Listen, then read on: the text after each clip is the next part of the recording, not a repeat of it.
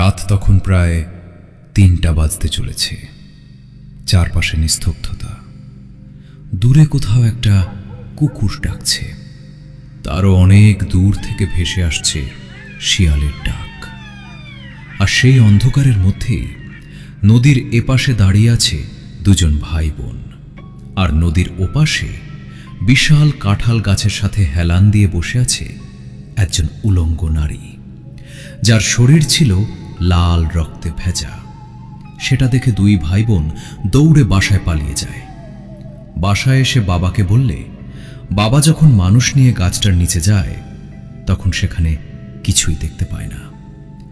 না কোনো মানুষ, না কোনো রক্ত, না কোনো কাপড়, না কোনো মৃতদেহ, কিছুই নেই। অথচ কয়েক ঘন্টা আগেই এই একই জায়গায় দুজন মানুষ নিজেদের চোখে দেখেছিল একজন নারীকে উলঙ্গ অবস্থায় গাছের গায়ে হেলান দিয়ে বসে আছে। সে তার মাথা সামনের দিকে ঝুলে আছে, চুলগুলো মুখের ওপর ছড়িয়ে, আর তার পুরো শরীর লাল রক্তে ভেজা। দূরত্ব ছিল নদীর ওপার থেকে প্রায় ১০০ থেকে ১৫০ ফুট। তবুও চাঁদের আলোয় তাকে এত পরিষ্কার দেখা যাচ্ছিল যেন সে অন্ধকারের মধ্যে বসে নেই, বরং অন্ধকারটাই যেন তাকে ঘিরে বসে আছে। কিন্তু সবচেয়ে ভয়ঙ্কর ব্যাপারটা তখনও তারা জানত না, কারণ তারা যখন ভয়ে দৌড়ে বাড়ি ফিরেছিল তখন ঘড়িতে বাজছিল রাত ২:৪৫। অর্থাৎ যে সময়টাকে তারা ভোর ভেবেছিল সেটা আসলে ছিল গভীর রাত। আর সেই রাতেই তারা এমন একটি জায়গায় গিয়েছিল যেখানে তাদের যাওয়ার কথা ছিল না। কিন্তু প্রশ্ন হচ্ছে, সেই মেয়েটি আসলে কে ছিল? কেন তার শরীর রক্তে ভেজা ছিল? কেন সে তাদের দিকে তাকায়নি? আর সবচেয়ে বড় প্রশ্ন, যদি সত্যিই সেখানে একজন মানুষ বসে থাকে তাহলে সকালে সেই জায়গায় তার কোনো চিহ্ন পাওয়া গেল না কেন? আসসালামু আলাইকুম লিসেনার্স, আমি শিমুল আছি আপনাদের সাথে, আর আপনারা শুনছেন ইনভিজিবল পাস্ট, অদৃশ্য অতীত। এই ঘটনাটা আমার কাছে পাঠিয়েছেন একজন শ্রোতা। ঘটনাটি ঘটেছিল আনুমানিক ১৯৯০ সালের দিকে রাজশাহী জেলার একটি প্রত্যন্ত গ্রামে। তিনি ঘটনাটি নিজের চোখে দেখেননি, তিনি ঘটনাটি শুনেছেন তার বাবার মুখ থেকে, আর তার বাবা সেই রাতের ঘটনার প্রত্যক্ষদর্শী। আজকের ঘটনাটা শুধু একটা ভূতের গল্প নয়, এটা এমন একটি রাতের ঘটনা যে রাতের কথা মনে পড়লে আজও তার বাবার শরীর কেঁপে ওঠে। প্রিয় লিসেনার্স, আমি শিমুল আছি আপনাদের সাথে, আর আপনারা শুনছেন ইনভিজিবল পাস্ট, অদৃশ্য অতীত।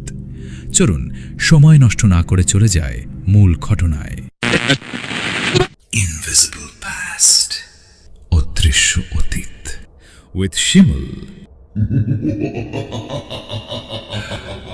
এখানে আপনার ঘটনা শোনানো হয়। আসসালামু আলাইকুম শিমুল ভাই, আপনি কেমন আছেন? আশা করছি ভালো আছেন। আমি আপনার একজন নতুন শ্রোতা। আমার বাড়ি রাজশাহী জেলার কোন একটি গ্রামে। বিশেষ কিছু কারণে আমি আমার গ্রামের নামটি উল্লেখ করতে চাইছি না। আজ যে ঘটনাটি আপনাকে বলছি সেটা ঘটেছিল আমার বাবা এবং আমার সাবিনা ফুপুর সঙ্গে। ঘটনাটি প্রায় ১৯৯০ সালের দিকের। আমি ঘটনাটি আমার বাবার কাছ থেকে শুনেছি। বাবা যেভাবে আমাকে ঘটনাটি বলেছেন আমি ঠিক সেভাবেই আপনাদের সামনে তুলে ধরছি। বলছেন বাবা। সময়টা তখন ছিল শীতকাল, পাকা তালের মৌসুম। তখনও আমার বিয়ে হয়নি, আর তোর সাবিনা ফুপিরও বিয়ে হয়নি। আমরা দুজনেই ছিলাম তাল পাগল। পাকা তাল দিয়ে তখন কত রকমের খাবার তৈরি করা হতো। তালের পিঠা, তালের বড়া, তালের পায়েস, আরও কত কি। তাই পাকা তালের মৌসুম এলেই আমাদের একটা অদ্ভুত অভ্যাস হয়ে যেত। আমরা ভোর রাতে তাল কুড়াতে বের হতাম। ভোর রাতে কেন বললাম? কারণ একটু সকাল হয়ে গেলেই গাছের নিচে পড়ে থাকা তালগুলো আর পাওয়া যেত না। গ্রামের মানুষজন সবাই দল বেঁধে তাল কুড়াতে বেরিয়ে পড়ত। এখানে একটু বলে রাখি, যারা গ্রামে বাস করে তারা অবশ্যই বুঝতে পারবে। আর জীবনে যে মানুষটা একবার তাল কুড়িয়েছে সে ভালো জানে তাল কুড়ানোর মজা কতটুকু। যে আগে যেতে পারবে সে বেশি তাল পাবে। আর বড় বড় পাকা তাল পেলে তো কথাই নেই। কিছু তাল বাড়িতে নিয়ে আসতাম, আবার কিছু তাল বাজারে বিক্রি করতাম। সেখান থেকে যে টাকা পেতাম সেটা দিয়ে নিজেদের হাত খরচ চালাতাম। এই তাল কুড়ানোর জন্য বাবা মায়ের কাছ থেকে কম বকা খাইনি, কখনো কখনো মারও খেয়েছি, কিন্তু তাল কুড়ানোর নেশা কিছুতেই কমতো না। একদিন রাতে আমি ঘুমিয়ে আছি, হঠাৎ একটা শব্দে আমার ঘুম ভেঙে গেল। চোখ মেলে কিছুক্ষণ বিছানায় শুয়ে রইলাম, তারপর জানলার দিকে তাকালাম। বাইরে তাকিয়ে আমার মনে হলো ভোর হয়ে গেছে। চাঁদের আলোয় চারপাশ এত পরিষ্কার দেখা যাচ্ছিল যে আমার একবারও মনে হলো না রাত এখনো বাকি। আমি সঙ্গে সঙ্গে বিছানা থেকে উঠে পড়লাম। ঘড়ির দিকে তাকানোর কথাটা সেদিন কেন যেন মাথাতেই আসেনি। আমি সোজা তোর সাবিনা ফুপুর ঘরের সামনে গেলাম, দরজায় ধাক্কা দিলাম। সাবিনা, ও সাবিনা! কোনো উত্তর নেই। আবার ডাকলাম, সাবিনা, ওই সাবিনা, ওঠ তাড়াতাড়ি, ভোর হয়ে গেছে। কিছুক্ষণ পর ভেতর থেকে ঘুম জড়ানো কণ্ঠ এলো। কি হয়েছে? আমি বললাম, চল তাড়াতাড়ি, ভোর হয়ে গেছে, তাল কুড়াতে যাব। সে কিছুক্ষণ চুপ করে থেকে দরজা খুলল। আমরা দুজনেই তখন মনে করছি ভোর হয়ে গেছে। কোনো রকম প্রস্তুতি না নিয়ে চুপচাপ বাড়ি থেকে বেরিয়ে পড়লাম। বাড়ির বাইরে বের হতেই প্রথম যে জিনিসটা কানে এলো সেটা ছিল কুকুরের ডাক, তারপর দূরে শিয়ালের ডাক। আমি কিছুটা অবাক হলাম, কারণ সাধারণত ভোর হয়ে গেলে শিয়ালের ডাক এতটা শোনা যায় না। কিন্তু তখন এসব নিয়ে ভাবার সময় ছিল না। আমাদের বাড়ি ছিল গ্রামের একটি পাড়ায়। পাড়ায় মোটামুটি 15 থেকে 20টি ঘর, খুব বেশি ঘনবসতি ছিল না। আমাদের গন্তব্য ছিল বাড়ি থেকে প্রায় 1 থেকে 1.5 কিলোমিটার দূরে। মাঝখানে ছিল বিশাল একটা বিল। বিল পার হয়ে যেতে হতো একটি সরু নদীর কাছে, আর সেই নদীর 2 পাশ জুড়ে ছিল অসংখ্য তালের গাছ। বিশাল বিশাল তাল। এক একটা তালের ওজন 3 থেকে 4 কেজি পর্যন্ত হতো। এমন তাল দেখলে যে কারো লোভ হবে। আমরাও সেই লোভেই যাচ্ছিলাম। গ্রাম পেরিয়ে আমরা একটা বাঁশঝাড় পার হলাম, তারপর ঢুকে পড়লাম ফাঁকা বিলের মধ্যে। সবকিছু তখনও স্বাভাবিক মনে হচ্ছিল, কিন্তু কিছুক্ষণ পরেই আমাদের সামনে এমন কিছু একটা দেখা দিল যার কথা আমরা কোনোদিন ভুলতে পারিনি। হাঁটতে হাঁটতে হঠাৎ আমার চোখে পড়ল দূরে একটা জন্তু আমাদের দিকে এগিয়ে আসছে। প্রথমে মনে হলো শিয়াল। আমি একটা শব্দ করলাম জন্তুটাকে ভয় দেখানোর জন্য, কিন্তু সে থামল না। আমি আবার শব্দ করলাম, তবুও সে এগিয়ে আসছে। আরও কাছে আসার পর বুঝতে পারলাম ওটা শিয়াল নয়, ওটা একটা ষাঁড়। আমরা দুজনেই থেমে গেলাম। একটা জলজ্জান্ত ষাঁড় আমাদের দিকে এগিয়ে আসছে। আমরা রাস্তার পাশে দাঁড়িয়ে গেলাম, কিন্তু অদ্ভুত ব্যাপার হলো ষাঁড়টা আমাদের দিকে একবারও তাকালো না। সে যেন আমাদের দেখতেই পাচ্ছে না। আমাদের সামনে দিয়ে আমাদের শরীরের একেবারে কাজ ঘেঁষে নির্বিকারভাবে চলে গেল। আমি আর তোর সাবিনা ফুপি দুজনেই দাঁড়িয়ে রইলাম। কেউ কোনো কথা বলছিলাম না। একটা ষাঁড়, দুজন মানুষ, এত কাছে থেকেও সে আমাদের দেখল না কেন? আমি নিজেকে বোঝালাম হয়তো অন্ধকারের কারণে আমাদের দেখতে পাইনি। তারপর আবার হাঁটতে শুরু করলাম। কিছু দূর যাওয়ার পর আমি হঠাৎ পেছনে তাকালাম।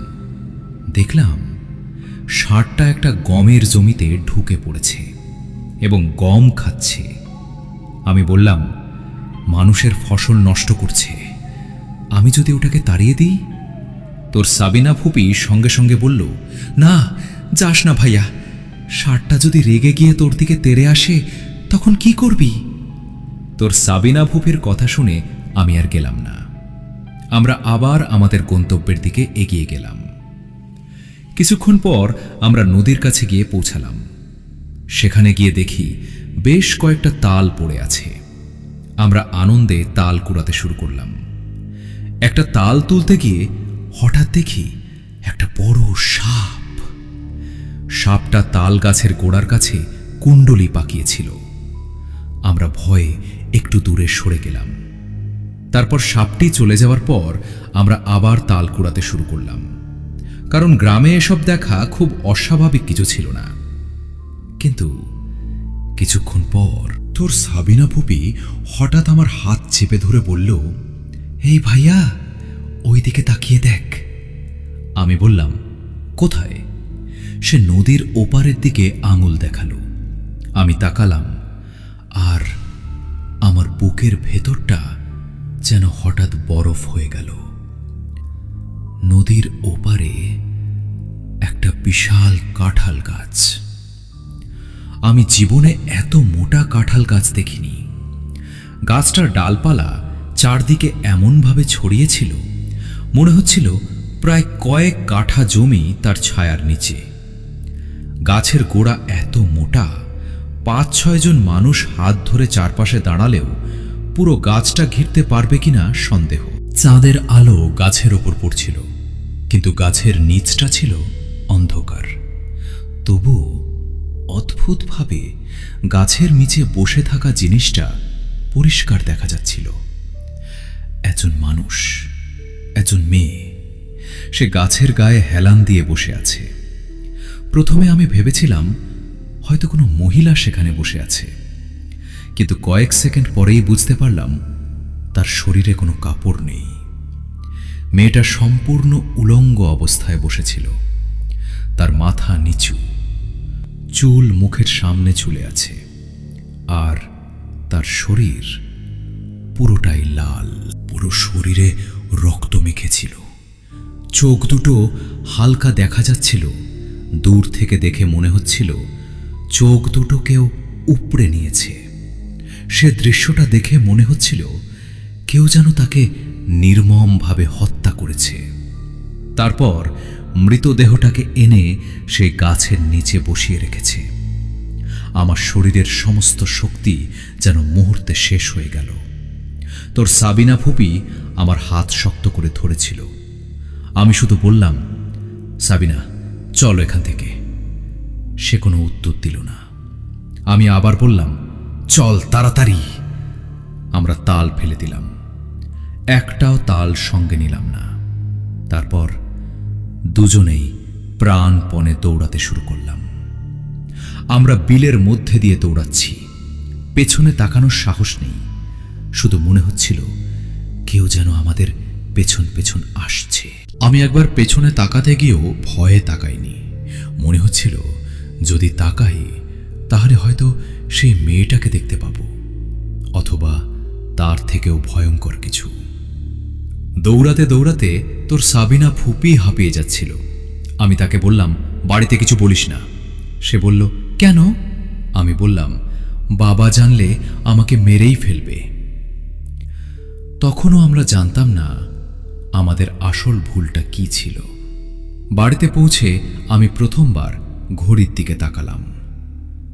সময় রাত 2:45। ঘড়ির দিকে তাকিয়ে স্থির হয়ে গেলাম। তোর সাবিনা ফুপিও তাকালো। আমাদের দুজনের মুখের দিকে দুজনেই তাকালাম। আমরা ভোর রাতে তাল কুড়াতে যাইনি, আমরা গিয়েছিলাম গভীর রাতে।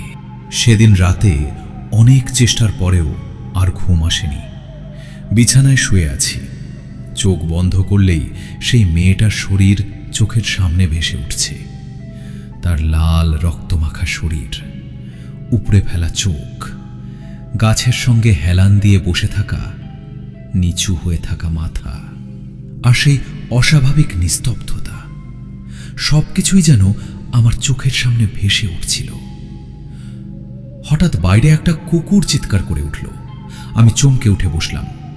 কিছুক্ষণ পর আবার শিয়ালের ডাক, তারপর ঝিঁঝি পোকার শব্দ। সবকিছু স্বাভাবিক, কিন্তু এই স্বাভাবিক শব্দগুলোর মাঝেই আমি একটা অন্যরকম শব্দ শুনতে পেলাম। একজন মেয়ের কণ্ঠ খুব দূর থেকে যেন গান গাইছে। শব্দটা পরিষ্কার নয়, কিন্তু সুরটা অস্বাভাবিকভাবে করুণ। শুনে মনে হচ্ছিল খুব কষ্টে কেউ যেন গান করছে। আমি বিছানায় উঠে বসলাম, কানে হাত দিলাম, আবার শুনলাম মেয়েটা যেন খুব ধীরে ধীরে গান গাইছে। তারপর কিছুক্ষণ পর শব্দটা মিলিয়ে গেল। আমি ভাবলাম হয়তো ভুল শুনেছি। কিছুক্ষণ পর আবার সেই একই সুর। এবার মনে হলো শব্দটা যেন আমাদের বাড়ির দিকেই আসছে। ভয়ে আমি কম্বলের ভেতর ঢুকে পড়লাম। ভোর হওয়ার আগেই আমার শরীর কাঁপতে শুরু করলো। প্রচণ্ড শীত লাগছিল। কিছুক্ষণের মধ্যেই শরীরে কাঁপুনি দিয়ে জ্বর এলো। তোর সাবিনা ফুপিরও একই অবস্থা। সকালে পরিবারের সবাই বুঝতে পারল আমরা অসুস্থ। প্রথমে আমরা কিছু বলিনি, কিন্তু শেষ পর্যন্ত তোর সাবিনা ফুপি রাতের ঘটনাটা বাড়িতে জানিয়ে দিল। তাই শুনে তোর দাদু প্রচণ্ড রেগে গেলেন। তিনি বললেন, রাতে ওই বিলের মধ্যে কেন গেছিস? এই নিয়ে আমাদেরকে অনেক বকাঝকা করল। আমরা মাথা নিচু করে দাঁড়িয়েছিলাম। তারপর তোর দাদু কয়েকজন মানুষকে সঙ্গে নিয়ে সেই নদীর পাড়ে গেলেন। আমরা বাড়িতে অপেক্ষা করছি। মনে হচ্ছিল আজ হয়তো সত্যি একটা লাশ পাওয়া যাবে, হয়তো পুলিশ আসবে, হয়তো পুরো গ্রামে হইচই পড়ে যাবে। কিন্তু কিছুক্ষণ পর বাবা ফিরে এলেন। তার মুখ একেবারে স্বাভাবিক, কিন্তু তিনি বললেন, তোরা কি দেখেছিস? ওখানে তো কিছুই নেই। আমি বললাম, কিভাবে নেই? বাবা বললেন, কিছুই নেই। কোনো লাশ নেই, রক্ত নেই, কাপড় নেই, এমনকি গাছের নিচে অস্বাভাবিক কিছুই নেই। আমার বুকের ভেতরটা ধক করে উঠল। আমি বললাম, কিন্তু আমরা দুজন দেখেছি। তোর সাবিনা ফুপিও কাঁদতে কাঁদতে বলল, হ্যাঁ বাবা, আমরা নিজের চোখে দেখেছি, কিন্তু কেউ আমাদের কথা বিশ্বাস করল না। ঘটনাটা সেখানেই শেষ হয়ে যেতে পারত, কিন্তু শেষ হয়নি। প্রায় 3 দিন পর আমার জ্বর কিছুটা কমল। তোর সাবিনা ফুপিরও অবস্থাও মোটামুটি ভালো।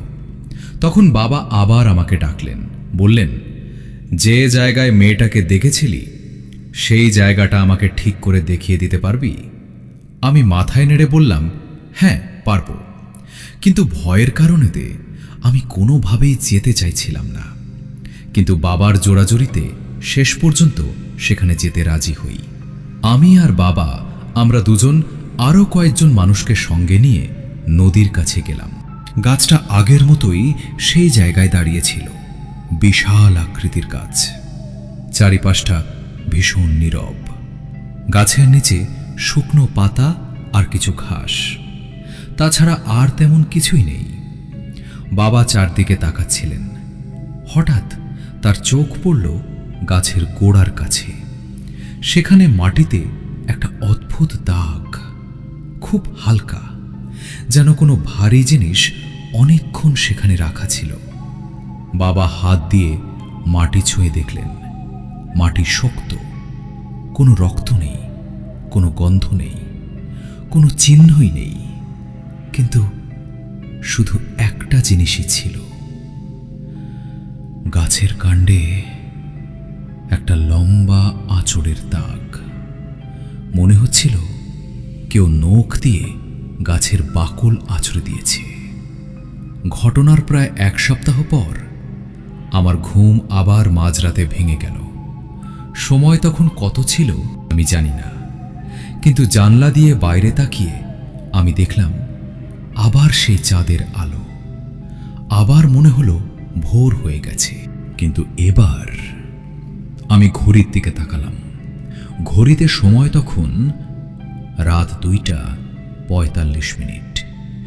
ঠিক যেন সেই আগের রাতের সময়, ঠিক সেই একই মিনিট 2:45। আমার বুকের ভেতরটা এক মুহূর্তের জন্য কেঁপে উঠল। আমি ভয়ে জানালা বন্ধ করে দিলাম।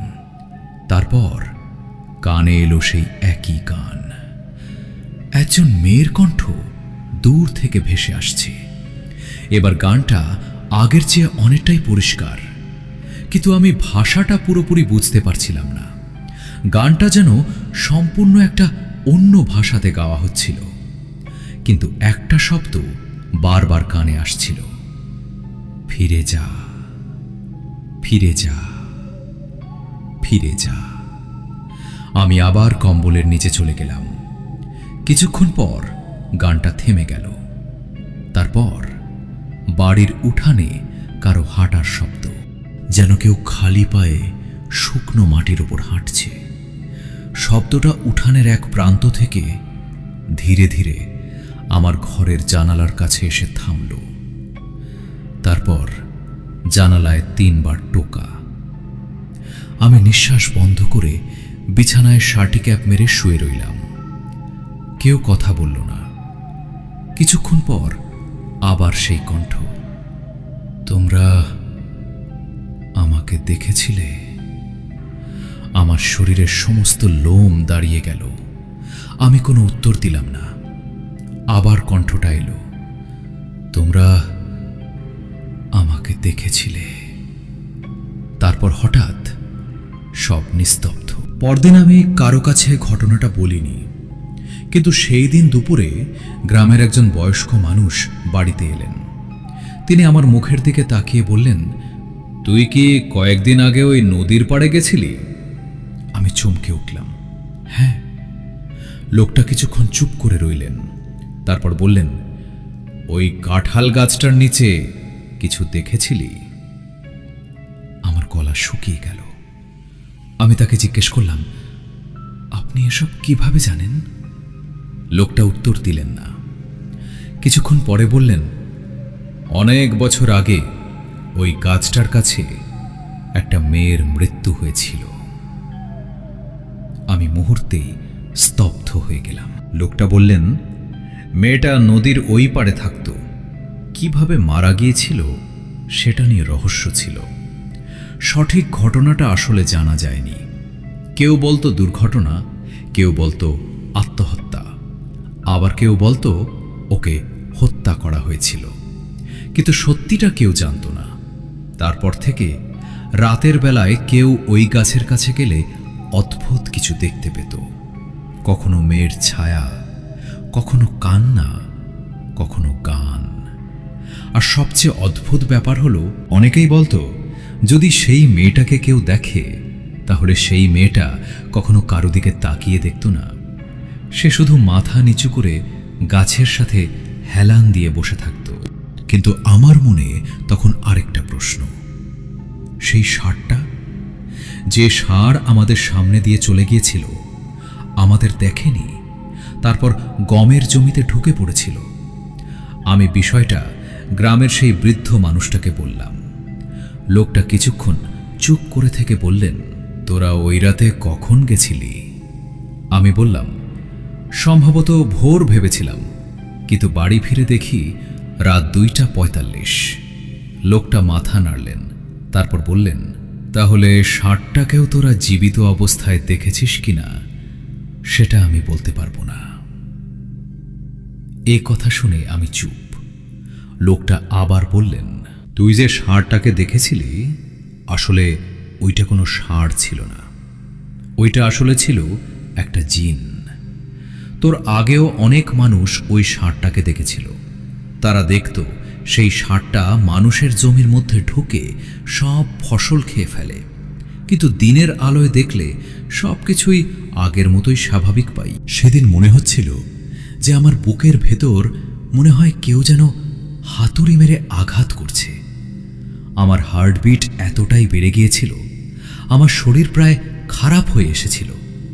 তাহলে ভাবুন তো, আমরা যে ষাঁড়টাকে দেখেছিলাম সেটা সত্যিই কোনো ষাঁড় ছিল না, ওইটা নাকি ছিল একটা জিন।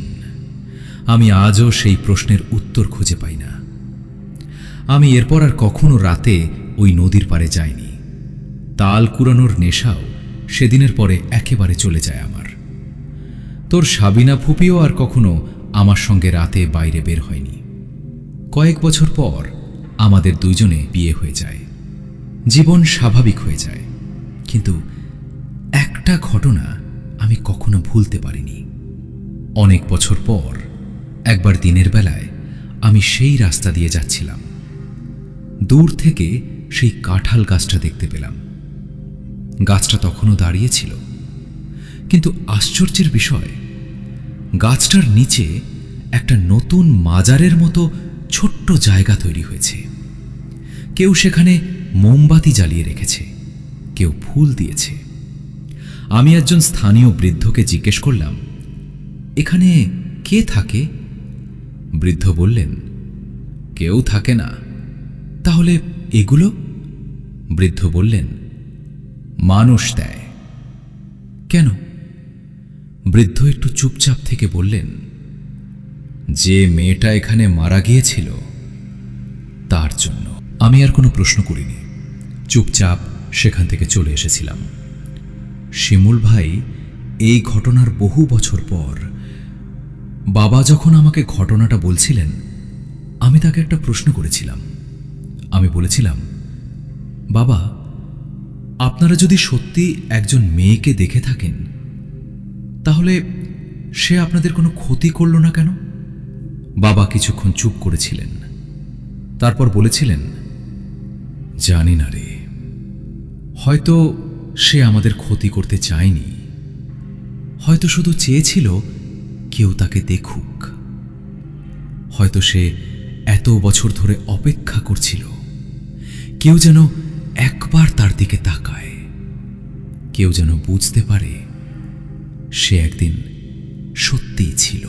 বাবা আরও একটা কথা বলেছিলেন, কিন্তু সেদিন যদি আমি ঘড়ির দিকে তাকাতাম, যদি বুঝতে পারতাম রাত 2:45, তাহলে আমি কোনোদিনই ওই পথে যেতাম না। আজও আমাদের গ্রামের মানুষজন বলে, শীতের কোনো কোনো রাতে যখন আকাশে বড় চাঁদ ওঠে আর বিলের উপর দিয়ে ঠান্ডা বাতাস বয়ে যায়, তখন নদীর ওপারের সেই কাঁঠাল গাছটার নিচে কখনো কখনো একটা মেয়ের ছায়া দেখা যায়। সে গাছের সঙ্গে হেলান দিয়ে বসে থাকে, তার মাথা নিচু, চুল মুখের সামনে। কেউ কাছে গেলে সে নাকি নড়ে না, কথা বলে না, শুধু একটা করুণ সুরে গান গায়। আর যারা সেই গান শুনেছে, তাদের কেউ কেউ নাকি পরদিন অসুস্থ হয়ে পড়েছে, কেউ জ্বরে কেঁপেছে, কেউ কয়েক রাত ঘুমাতে পারেনি, আর কেউ কেউ জানালায় 3 বার টোকা শোনার কথা বলেছে।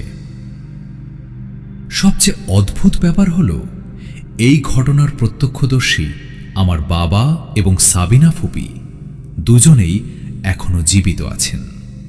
কিন্তু তারা জীবনের শেষ দিন পর্যন্ত একটা বিষয়ে একমত ছিলেন, ওটা কোনো মানুষ ছিল না। কারণ একজন মৃত মানুষকে দুজন জীবিত মানুষ এত কাছে দাঁড়িয়ে দেখেছিল, সেই দুজন মানুষের চোখ তো আর ভুল হতে পারে না। আর একটা মৃতদেহ সকালে কোনো চিহ্ন ছাড়া অদৃশ্য হয়ে যেতে পারে না। তাই সেদিন রাতে তারা আসলে কি দেখেছিল?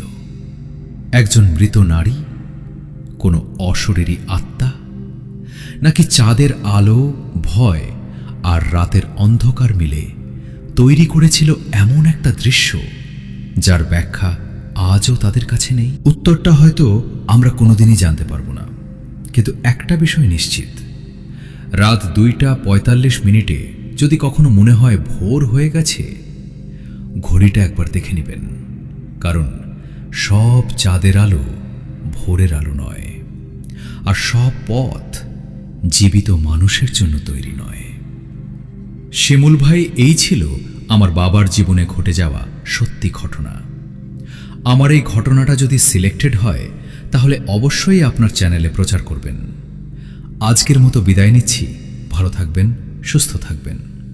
আপনার জন্য অনেক অনেক শুভকামনা এবং দোয়া রইল।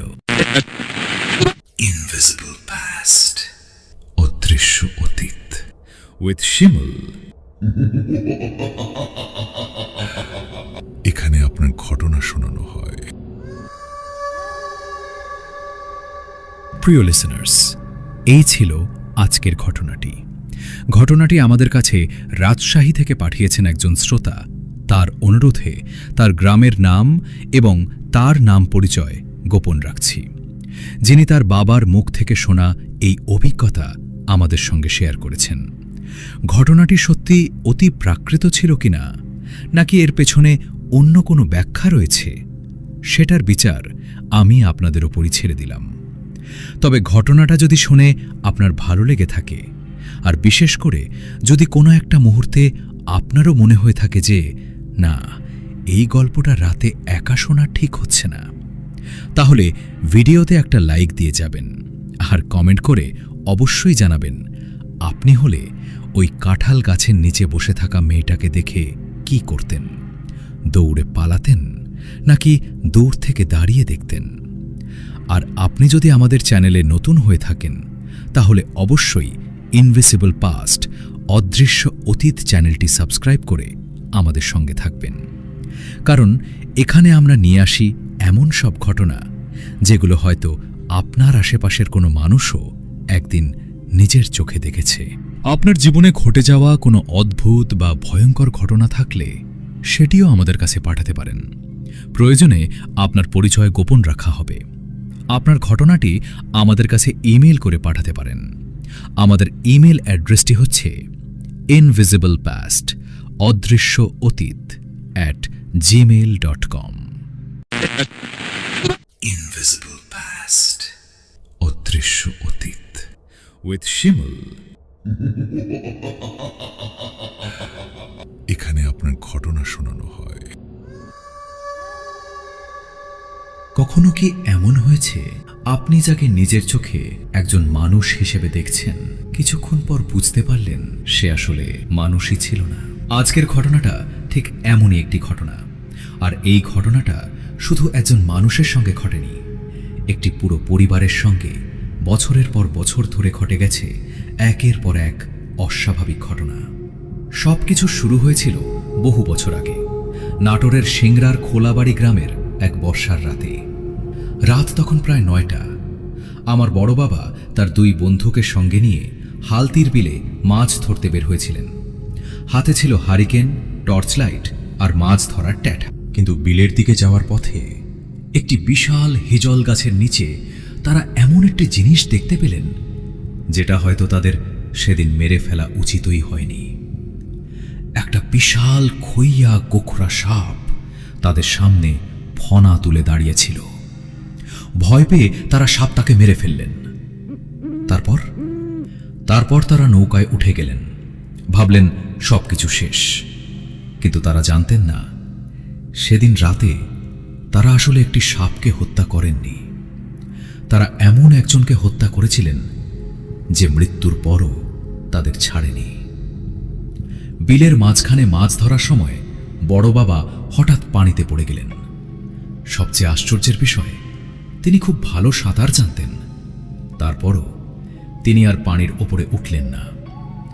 3 দিন পর যখন তার লাশ পাওয়া গেল, তার পা শেওলা জাতীয় আগাছার সঙ্গে পেঁচানো ছিল।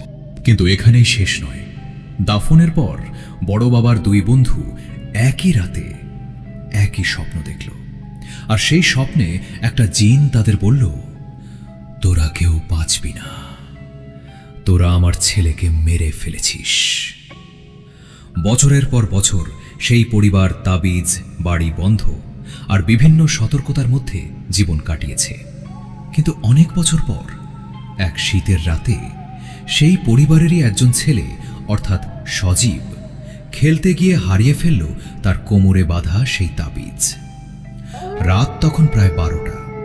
বাসায় ফেরার পথে তার দেখা হলো তার পুরনো বন্ধু রাকিবের সঙ্গে। বন্ধু তাকে বলল, আমাকে একটু বাড়ি পর্যন্ত পৌঁছে দিয়ে আয়। সজীব রাজি হয়ে গেল। কিন্তু রাকিবের বাড়ির পথে পড়ল একটি পুরনো আম বাগান।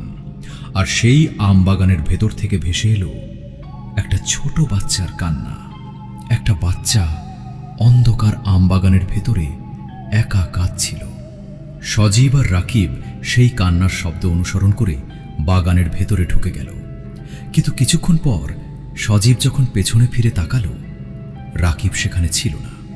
আর সজীব বুঝতে পারল সে আমবাগানের মধ্যে দাঁড়িয়ে নেই, সে দাঁড়িয়ে আছে একটা বিশাল পুরনো বট গাছের নিচে।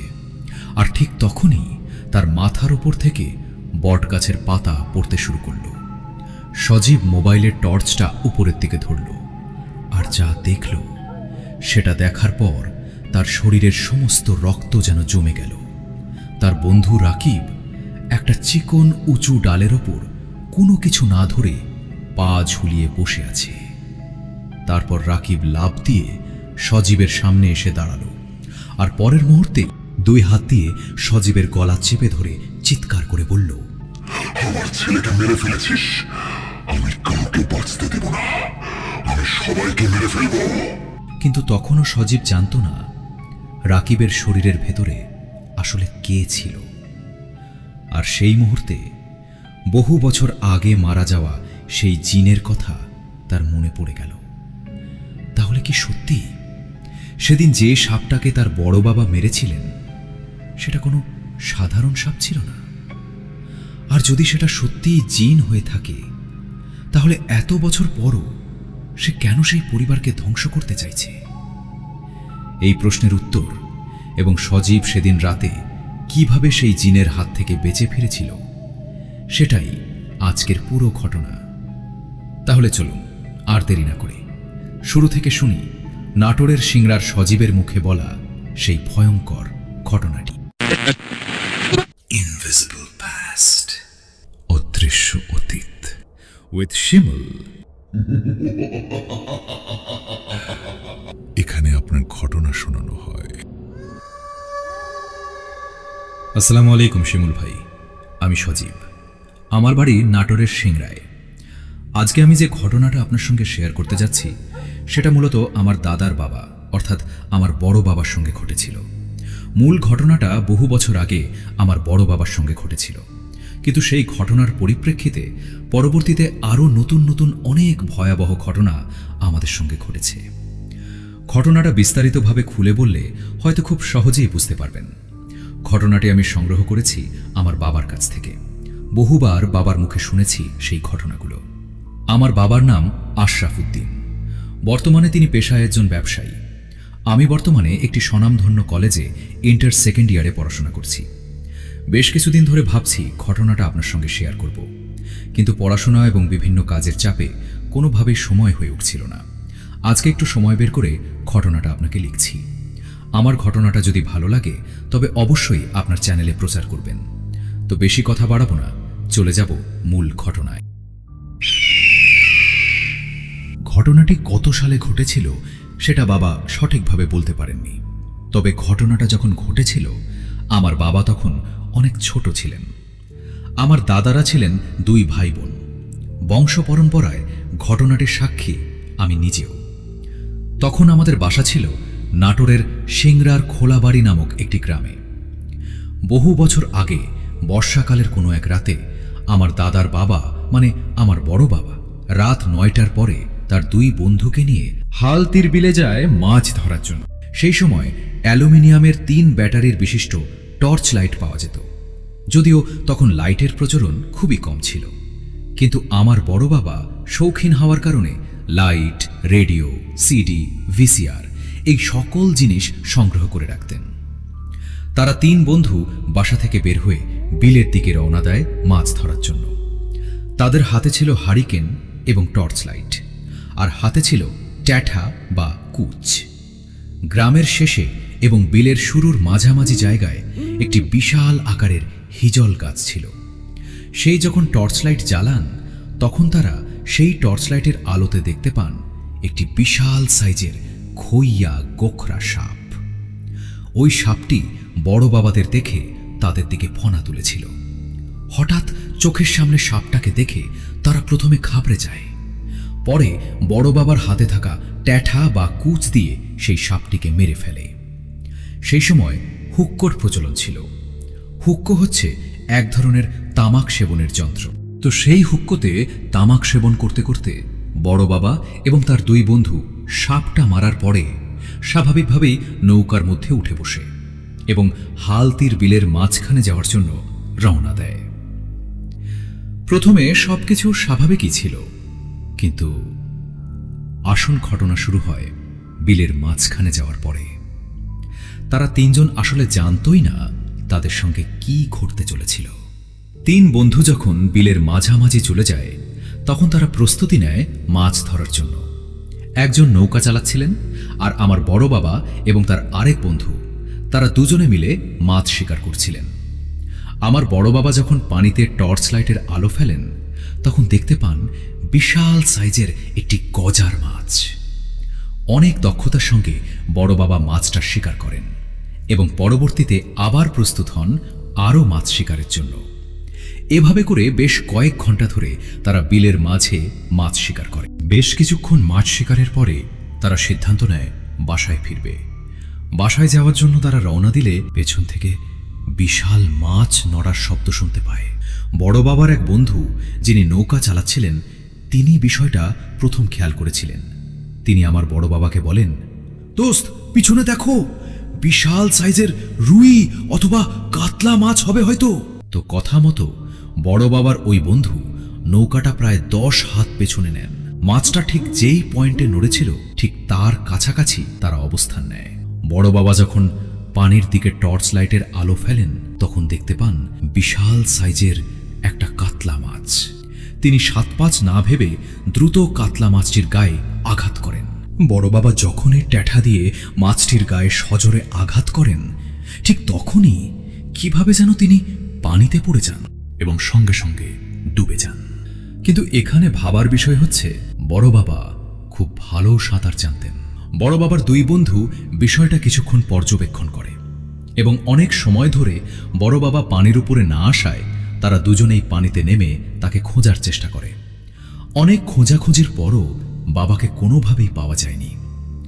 বড় বাবার দুই বন্ধু সেই রাতে বড় বাবাকে অনেক খোঁজাখুঁজি করে, আর যখন তাকে খুঁজে পায়নি, তখন ভোরবেলায় তারা বাড়ির দিকে রওনা দেয়। বাসায় যাওয়ার পরে বিষয়টা সবার কাছে খুলে বলে। তখন গ্রামে হুলস্থুল লেগে যায়। বড় বাবার আপন ছোট ভাই এবং তার চাচাতো ভাই সহ গ্রামবাসী নৌকা নিয়ে যায় সেই বিলের মাঝে বড় বাবাকে খোঁজার জন্য। গ্রামবাসীরা সবাই মিলে বড় বাবাকে অনেক খোঁজাখুঁজির পরও তার লাশ কোনোভাবেই পাওয়া যায়নি। নিখোঁজের 3 দিন পরে হঠাৎ একজন জেলে প্রথম বড় বাবার লাশটি পানিতে ভেসে থাকতে দেখে এবং দ্রুত বাসায় এবং গ্রামবাসীকে খবর দেয়। তখন বাসার লোকজন এবং গ্রামবাসী সবাই গিয়ে বড় বাবার লাশ বাসায় নিয়ে আসে। গ্রামবাসীরা যখন বড় বাবার লাশটা পানি থেকে তুলছিল, তখন তার পা শেওলা জাতীয় আগাছার সঙ্গে পেঁচানো অবস্থায় পায়। স্বাভাবিকভাবে একটা মানুষ সাঁতার জানে, সেই মানুষটা এত অল্প পানিতে কিভাবে ডুবে মারা যায়? আর বিলে পানির গভীরতাও খুব একটা বেশি ছিল না। যে জায়গাটায় বড় বাবা ডুবে গিয়েছিলেন, সেখানে একটা ছোট গর্ত ছিল, আর সেখানে পানির গভীরতা ছিল সর্বোচ্চ 15 থেকে 18 ফুটের মতো। তো এই বিষয়টা রহস্য থেকেই যায়। বড় বাবার জানাজা এবং দাফন কার্য সম্পন্ন হওয়ার পরে সবাই বাড়ি ফিরে যায়। কিন্তু ঘটনা এখানেই শেষ হয়নি। বড় বাবার দুই বন্ধুর মধ্যে একজন একদিন রাতে হঠাৎ স্বপ্ন দেখে একটি জিন তাকে বলছে, তোরা কেউ বাঁচবি না, তোরা আমার ছেলেকে মেরে ফেলেছিস। সেই স্বপ্ন দেখে বড় বাবার বন্ধুর ঘুম ভেঙে যায়। সকাল হলে বিষয়টি তিনি তার আরেক বন্ধুকে জানান, আর তখন তার সেই বন্ধু রাতের স্বপ্নে দেখা সেই একই কথা বলে। কাকতালীয়ভাবে তারা দুজনেই রাতে একই স্বপ্ন দেখেন। সেই জিনটি তাদের স্বপ্নে এসে বলছিল, তোরা আমার ছেলেকে মেরে ফেলেছিস, তোরা কেউ বাঁচবি না, তোরা আমার ছেলেকে মেরে ফেলেছিস। বড় বাবার দুই বন্ধু খুব ভালোভাবেই বুঝতে পারে যে তাদের বন্ধু আসলে স্বাভাবিকভাবে পানিতে ডুবে মারা যায়নি, তাকে সেই জিনটি হত্যা করেছে। আসলে সেদিন যে সাপটা মারা হয়েছিল, সেটি আসলে কোনো সাধারণ সাপ ছিল না। তাদের ধারণা অনুযায়ী ওটা আসলে ছিল একটি জিন। জিনটা সাপের রূপ নিয়ে বড় বাবাদের সামনে এসেছিল। সেজন্য বড় বাবার দুই বন্ধু সময় নষ্ট না করে একজন বড় হুজুরের শরণাপন্ন হয় এবং ঘটনাটি বিস্তারিত খুলে বলে। তখন সেই বড় হুজুর তাদের দুজনের বাড়ি বন্ধ করে দেন এবং তাদের দুজনকে একটি করে তাবিজ দেন। তিনি আমাদের বাসাও বন্ধ করে দেন এবং আমাদের সবাইকে বলেন, আমার বড় বাবা যে সাপটি মেরেছিল ওটা আসলে কোনো সাপ ছিল না, ওটা আসলে ছিল একটি জিন। জিনটি পরিবারের কাউকে বাঁচতে দেবে না, সবাইকে মেরে ফেলবে। তিনি আরও বলেন, সেই জিনটি অনেক শক্তিশালী এবং ভয়ঙ্কর রকমের খারাপ জিন। এ ধরনের জিন প্রতিশোধ নেওয়ার জন্য পুরো একটা পরিবারকে ধ্বংস করে দিতে পারে, তাই সবাইকে সতর্ক করে দেন। বড় হুজুরের তাবিজ দেওয়া এবং বাড়ি বন্ধ করে দেওয়ার পরে আর তেমন কোনো সমস্যা হয়নি। বহুদিন পরে বড় হুজুর মারা যাওয়ার পর এমনি ছোটখাটো কিছু সমস্যা দেখা দিয়েছিল। আমার দাদারা অন্য আরেকজন বড় হুজুরের কাছ থেকে সেটা সমাধান নেয়। এভাবেই কেটে যায় অনেক বছর। বাবার জন্মের পরে বাবা বড় হয়ে বিয়ে শাদী করেন এবং আমারও জন্ম হয়।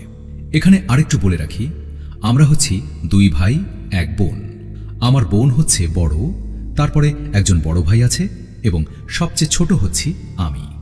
আমার মায়ের মুখে শুনেছি বড় আপুর জন্মের সময় সেই জিনটি বিভিন্নভাবে চেষ্টা করেছিল বড় আপুর ক্ষতি করার জন্য, কিন্তু আল্লাহর রহমতে সেই জিন ব্যর্থ হয়।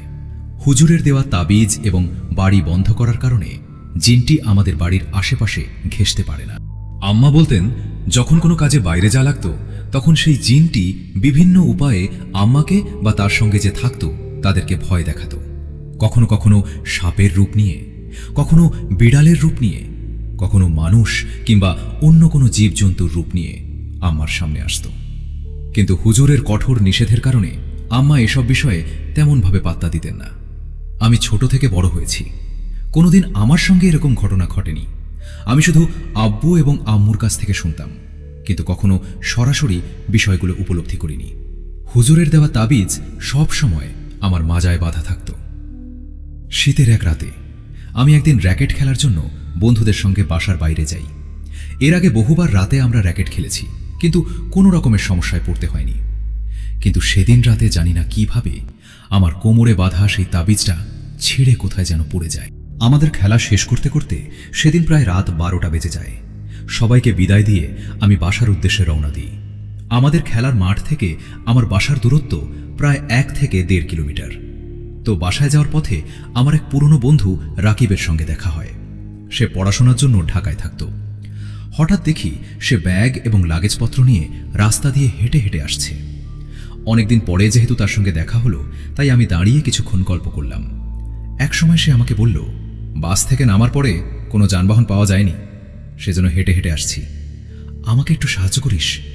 আমার সঙ্গে আয়, আমাকে বাড়ি পর্যন্ত পৌঁছে দিয়ে আয়। ব্যাগ আর লাগেজগুলো খুব ভারী, একা নিয়ে যেতে অনেক কষ্ট হচ্ছে। আমি চিন্তা করলাম তার বাসা তো খুব কাছেই, বন্ধুকে সাহায্য করা যায়, হয়তো 5-10 মিনিটের মতো সময় লাগবে। সেজন্য 7-5 না ভেবে আমি তার সঙ্গে ব্যাগ নিয়ে রওনা দিই। রাকিবের বাসায় যাওয়ার পথে রাস্তার 2 পাশে বড় বড় 2টো আমের বাগান পড়ে।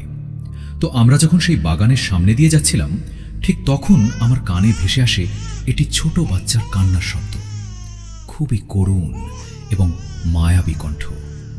আমি স্পষ্ট শুনতে পাচ্ছিলাম ওই কণ্ঠটা বাগানের ভেতর থেকেই ভেসে আসছে।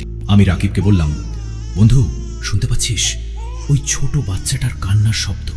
তখন রাকিব বলে, হ্যাঁ বন্ধু, শুনতে পাচ্ছি।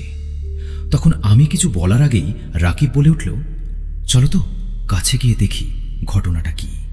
প্রথমে আমি যেতে চাইলাম না, কিন্তু রাকিব বারবার বলায় আমি যেতে রাজি হই। লাগেজ এবং ব্যাগগুলো রাস্তা থেকে নামিয়ে একটু নিচে একটি আম গাছের সঙ্গে হেলান দিয়ে রাখলাম। আম বাগানের গাছগুলো অনেক বছরের পুরনো গাছ, এক একটা গাছ বিশাল বিশাল সাইজের। আম বাগানের মধ্যে ঘুটঘুটে অন্ধকার, সেজন্য আমি মোবাইলের টর্চ লাইটটা জ্বালালাম। আমি সামনে হাঁটছিলাম, রাকিব পেছনে পেছনে আসছিল। কিছুক্ষণ পরে আমি উপলব্ধি করলাম যেন বাগানের মধ্যে আমি একাই হাঁটছি, কিন্তু যখন পিছনে ঘুরে তাকালাম দেখলাম রাকিব আমার পিছন পিছন আসছে। আমি আবার সামনের দিকে তাকালাম এবং সেই শব্দটাকে অনুসরণ করতে লাগলাম। কয়েক কদম হাঁটার পরে আবার সেই অনুভূতিটা আমার মধ্যে কাজ করল, যেন আমি বাগানের মধ্যে একাই হাঁটছি। আমি ভাবলাম হয়তো অন্ধকারের কারণে আর চারদিক নিস্তব্ধ থাকায় হয়তো এরকমটা মনে হচ্ছে। আমি আর পিছনে ঘুরে তাকাইনি, সামনের দিকে তাকিয়ে হাঁটছিলাম। কিন্তু শিমুল ভাই, একটা বিষয় আমাকে বারবার ভাবাচ্ছিল। আমি যতই সামনে এগোচ্ছি সেই বাচ্চাটির কান্নার শব্দ যেন ততই সামনে সরে যাচ্ছে। মানে অনেকক্ষণ হাঁটার পরেও আমি বাচ্চাটির কাছে পৌঁছাতে পারিনি। তখন আমার বন্ধু রাকিবকে জিজ্ঞেস করলাম, আচ্ছা বন্ধু, বিষয়টা খেয়াল করেছিস? এত দূর হেঁটে চলে আসলাম, অথচ বাচ্চাটার দেখা পেলাম না এখন পর্যন্ত। কিন্তু রাস্তা থেকে মনে হচ্ছিল একেবারে কাছেই যেন বাচ্চাটা কাঁদছে। বন্ধু রাকিবের কাছ থেকে কোনো উত্তর পেলাম না। আমি আবার জিজ্ঞেস করলাম, বন্ধু, আমার কথা শুনছিস? কিন্তু তারপরও কোনো উত্তর এলো না। কোনো সারা শব্দ না পেয়ে আমি পিছনে ঘুরে তাকালাম। দেখলাম আমার পেছনে কেউ নেই, শুধু আমি একা। আমি আমার বন্ধুর নাম ধরে বেশ কয়েকবার ডাকলাম, রাকিব, কোথায় তুই? রাকিব, ও রাকিব! কিন্তু কোনো উত্তর পেলাম না। আমার সঙ্গে কি ঘটছে? এসব কিছু বুঝে ওঠার আগেই আমি খেয়াল করলাম আমি বর্তমানে যেখানে দাঁড়িয়ে আছি সেটি কোনো আমবাগান নয়। এটা একটা মস্ত বড় বটগাছ, আর সেই বটগাছের নিচেই আমি একা দাঁড়িয়ে আছি। আর সেই বাচ্চার কান্নার শব্দটিও আর শোনা যাচ্ছে না। একটা মুহূর্তেই যেন মনে হলো আমি এতক্ষণ কোনো মায়ার ঘরে ছিলাম, আর আমার সব মায়ার ঘোর কেটে গেছে। বাবা মা বারবার নিষেধ করেছিলেন এরকম পরিস্থিতিতে রাতে যেন কারো সঙ্গে কোথাও না যাই। সবকিছু যেন একটা একটা করে করে মনে পড়তে লাগলো। আমি নিজেকে প্রশ্ন করলাম, আমি এখানে কি করছি? কেন আমি এখানে আসলাম? হঠাৎ করেই আমার মাথার উপর কয়েকটা কাঁচা বটের পাতা এবং বটের যে সাদা আঠাগুলো থাকে সেগুলো গায়ের উপরে পড়তে শুরু করলো। আমি উপরের দিকে মোবাইলের টর্চটি ঘোরালাম। দেখতে পেলাম আমার বন্ধু রাকিব।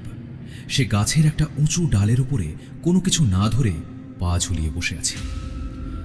বিষয়টা দেখে আমার বুক থক থক করতে শুরু করলো। একটা জলজ্জান্ত মানুষ কোনোদিন এভাবে একটা শতবর্ষী পুরনো বটগাছের উপরে একটা চিকন এবং উঁচু ডালে কোনো কিছু না ধরে এভাবে বসে থাকতে পারে না। তার চেহারাটা একেবারে ফ্যাকাশে হয়ে গিয়েছিল, আর চোখ দুটো দেখে মনে হচ্ছিল এখনই মনে হয় বের হয়ে আসবে। মাঝে মাঝে বিদঘুটে একটা হাসি দিচ্ছে, আবার মাঝে মাঝে হুঙ্কার দিয়ে বলছে, তোকে আজকে মেরে ফেলবো, তোর পরিবারের কাউকে বাঁচতে দিব না আমি, তোরা সবাই মিলে আমার ছেলেকে মেরে ফেলেছিস।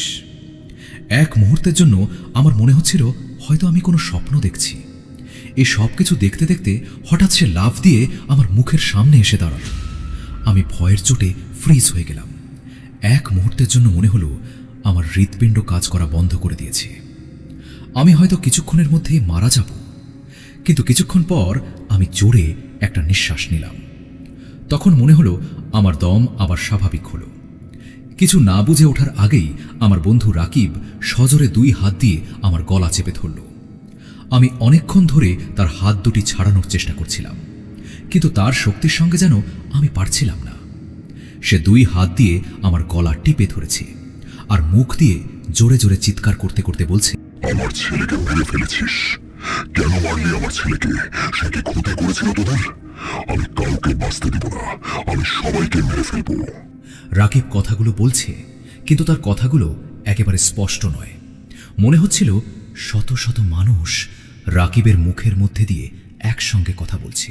মানে শত শত মানুষ যখন একসঙ্গে কথা বললে যেরকম শব্দটা হয়, ঠিক সেই রকম শব্দটাই রাকিবের মুখ থেকে বের হচ্ছিল।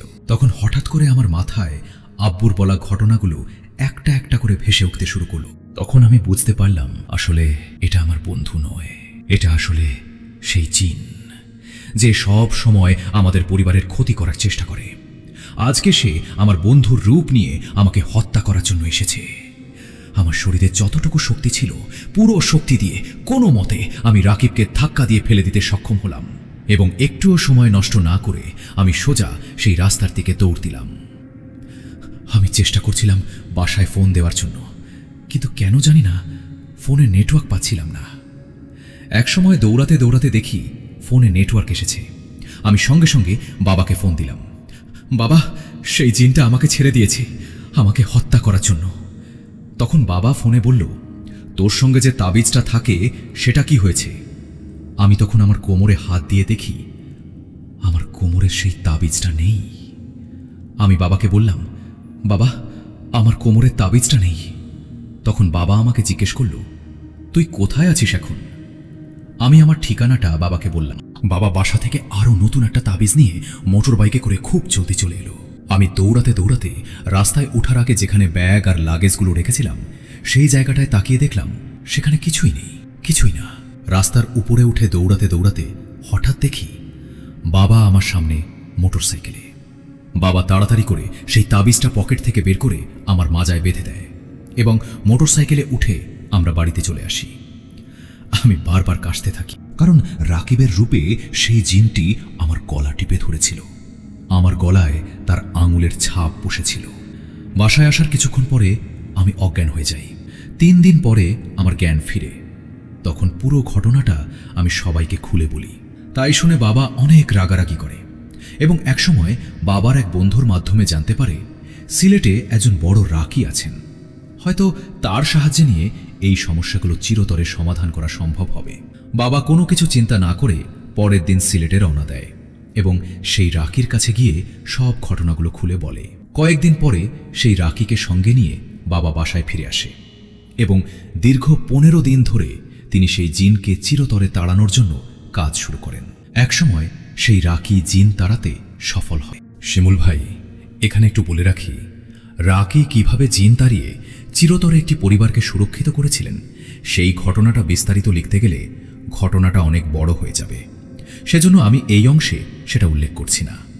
যদি আমার এই ঘটনাটা সিলেক্টেড হয় তবে অবশ্যই আমি নেক্সট পর্বে ঘটনাটি আপনাকে লিখে পাঠাবো। সেই রাকি আসার পর দীর্ঘ 15 দিন ধরে রুকিয়ার মাধ্যমে আমাদের পুরো পরিবারকে সুরক্ষিত করেন। এখন আর কোনো সমস্যা হয় না। আমাদের সবার জীবন আর 10টা মানুষের মতো একেবারে স্বাভাবিক। শিমুল ভাই, এই ছিল আমার ঘটনা। ঘটনাটি ভালো লাগলে অবশ্যই পড়ে শোনাবেন। আপনার জন্য অনেক অনেক শুভকামনা ও দোয়া রইল। আজকের মতো এখানেই বিদায় নিচ্ছি। আল্লাহ হাফেজ। আসসালামু আলাইকুম। ইনভিজিবল পাস্ট, অদৃশ্য অতীত, উইথ শিমুল। এখানে আপনার ঘটনা শোনানো হয়। ওয়ালাইকুম আসসালাম। ধন্যবাদ সজীব ভাই, এত ভয়ঙ্কর এবং সুন্দর একটি ঘটনা আমাদের সাথে শেয়ার করার জন্য। আমি চাই আপনি ওই রাকির ঘটনাটা আমাদেরকে পাঠান। সেই রাকি কিভাবে জিন তাড়িয়ে আপনাদের পুরো পরিবারকে সুরক্ষিত করেছিল। আমার মনে হয় আমার যেহেতু কৌতূহল হচ্ছে সেটা জানার জন্য, ঠিক আমার দর্শকদেরও হয়তো কৌতূহল হচ্ছে সেটা জানার জন্য। তো প্রিয় লিসেনার্স, আপনাদের কাছে একটি অনুরোধ থাকবে, আপনারা সেই রাকির ঘটনাটি শুনতে চান কি চান না সেটা আমাকে অবশ্যই কমেন্টে লিখে জানান। প্রিয় লিসেনার্স, এই ছিল আজকের ঘটনাটি। ঘটনাটি সত্যি হোক কিংবা কোনো অজানা রহস্যের ব্যাখ্যা হোক, একটা বিষয় কিন্তু অস্বীকার করার উপায় নেই। কিছু কিছু ঘটনা মানুষের জীবনে এমনভাবে দাগ কেটে যায় যেগুলো সময়ের সঙ্গে মুছে যায় না, বরং বছর পেরিয়ে গেলেও গভীর রাতে হঠাৎ মনে পড়ে যায় সেই পুরনো রাতের কথা। আপনাদের কাছে যদি এমন কোনো অস্বাভাবিক, রহস্যময় কিংবা ভয়ঙ্কর ঘটনা থেকে থাকে, যে ঘটনাটি আপনার নিজের সঙ্গে ঘটেছে অথবা আপনার পরিবারের কোনো সদস্য, আত্মীয় কিংবা পরিচিত কারো সঙ্গে ঘটেছে, তাহলে অবশ্যই আমাদের সঙ্গে সেই ঘটনাটি শেয়ার করতে পারেন। আপনার পাঠানো ঘটনাই হয়তো একদিন পৌঁছে যেতে পারে হাজার হাজার শ্রোতার কাছে। আপনার পরিচয় গোপন রাখতে চাইলে সেটাও আমাদের জানাতে পারেন। আপনার ঘটনা পাঠানোর জন্য আমাদের কাছে ইমেইল করতে পারেন। ইমেইল অ্যাড্রেসটি হচ্ছে invisiblepast, অদৃশ্য অতীত @gmail.com। আর আপনি যদি আমাদের চ্যানেলে নতুন হয়ে থাকেন এবং এমন রহস্যময়, ভৌতিক ও অজানা ঘটনাগুলো শুনতে ভালোবাসেন, তাহলে এখনই আমাদের চ্যানেলটি সাবস্ক্রাইব করে পাশে থাকা নোটিফিকেশন বেলটি অন করে দিন। কারণ হয়তো পরের ঘটনাটি হতে পারে আপনার পাঠানো কোনো গল্প অথবা আপনার পরিচিত কারো জীবনে ঘটে যাওয়া এমন কোনো ঘটনা যার ব্যাখ্যা আজও কেউ দিতে পারেনি। তো প্রিয় লিসেনার্স, আজকের মতো এখানেই বিদায় নিচ্ছি। আবারও ফিরে আসব নতুন কোনো ঘটনা নিয়ে, নতুন কোনো রহস্য নিয়ে, আর হয়তো এমন কোনো গল্প নিয়ে যেটা শুনে গভীর রাতে একা ঘরে বসে আপনারও মনে হবে, সত্যি কি এই পৃথিবীতে আমাদের চোখের আড়ালে এমন কিছু আছে। ততক্ষণ পর্যন্ত সবাই ভালো থাকুন, সুস্থ থাকুন, নিজের এবং পরিবারের খেয়াল রাখুন, আর আমাদের সঙ্গেই যুক্ত থাকুন। আমি শিমুল, আর আপনারা শুনছিলেন ইনভিজিবল পাস্ট, অদৃশ্য অতীত। আজকের মতো বিদায়। আল্লাহ হাফেজ। আসসালামু আলাইকুম।